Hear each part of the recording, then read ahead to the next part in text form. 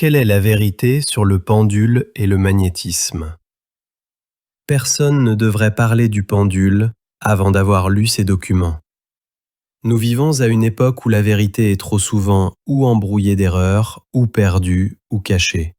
Ce que nous croyons vrai est fréquemment faux, et une erreur non réfutée et répétée s'impose comme une vérité. La reprendre devient difficile.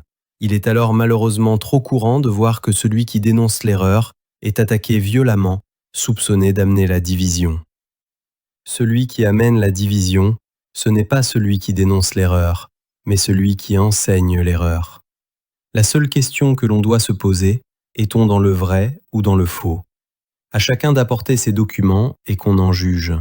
On se fait momentanément des ennemis parfois violents, mais quelle importance! Où retrouver toute la vérité? Chez les auteurs antilibéraux qui ont non seulement enseigné la vérité, mais en plus attaqué les idées fausses de la Révolution.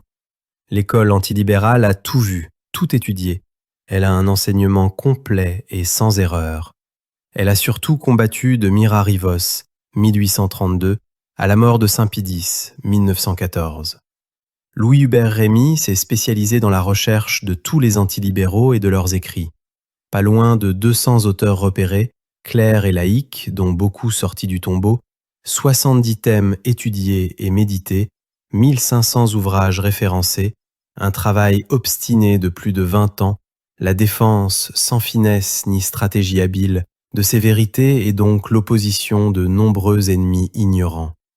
Président des Amis du Christ Roi de France, édition Saint-Rémy.